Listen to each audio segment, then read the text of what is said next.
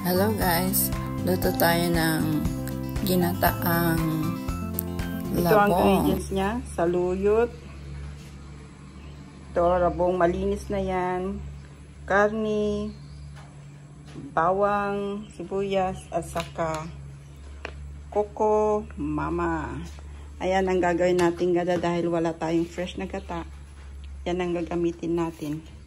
Ito, nilagay ko lang yan, baking soda with salt, saka alcohol, pangbugaw ng langaw, kasi ang daming langaw ngayon, tag-ulan, kaya maraming panahon ng pinya, kaya malangaw. Dahil, come on guys, luto na tayo.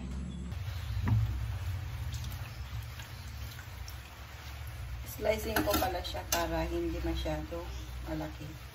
Slide lang ganyan. Para pag niluto, hindi siya masyadong malaki. Yan. Ganyan.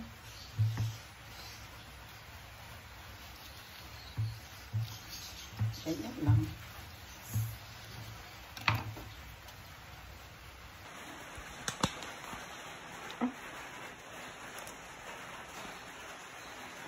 Ganito pala yung slice niya. Oh. Ayan.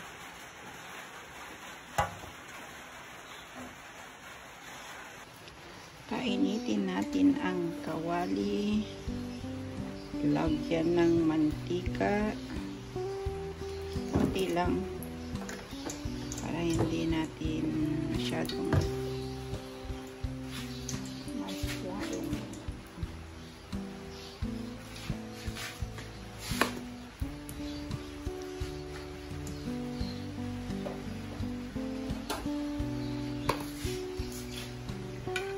mainit na. Ayan.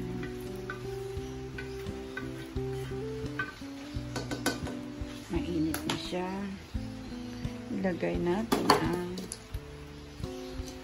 slice na karne. Tapos make it brown.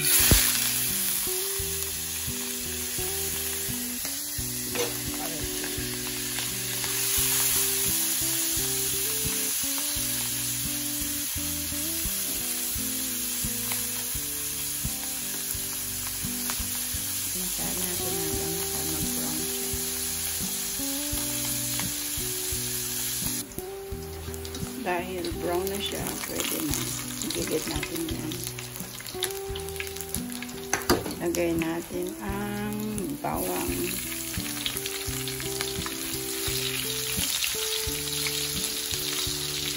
Until it brown. Ayan. Okay na yan. Sibuyas.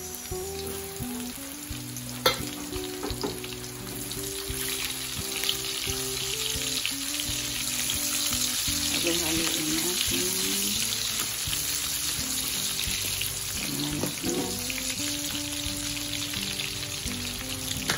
Tapos, haudog natin si labong.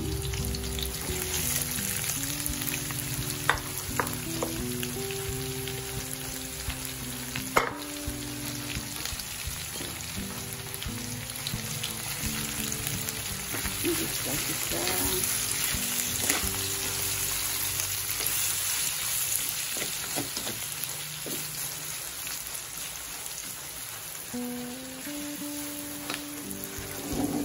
Umiikot ang aking kawali. It's yummy.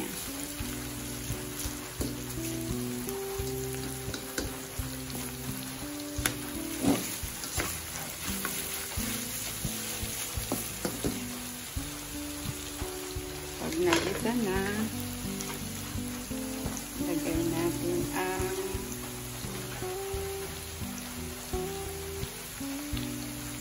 gata.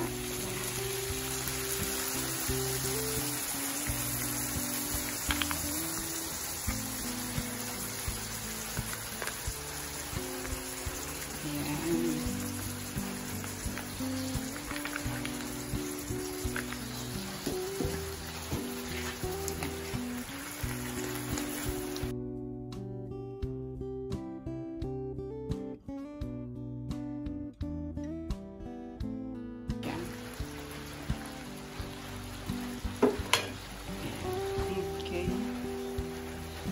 Lagyan natin ng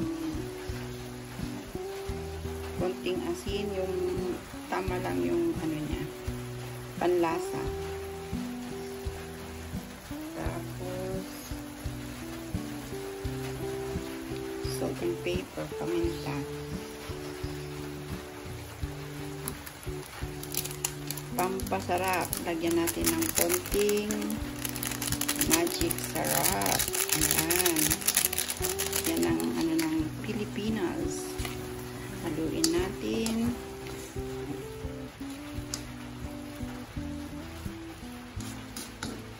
Wow, sarap. Mukhang masarap. Tapos takpan natin ng then i-lower fire natin. I-lower natin. Ayan. Ayan, okay na siya. After 15 minutes, ilagay natin si saluyot. Ayan.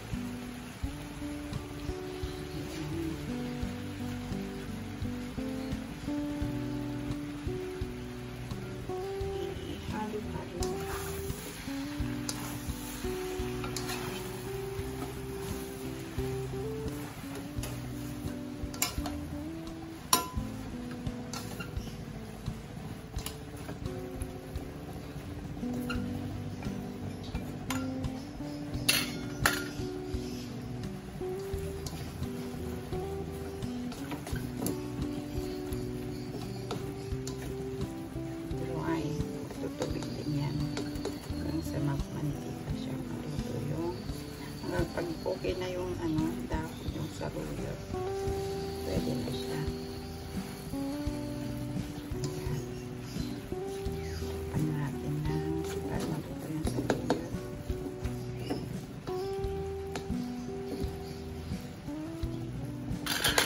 Tapan natin ulit siya ng mga 3 minutes. Let's check kung nagmantika na siya. Wow, may mantika na nga. Ayan o. Nagmamantika na. Ayan. Nagmantika na siya. So, okay na siya. Yummy. Sarap.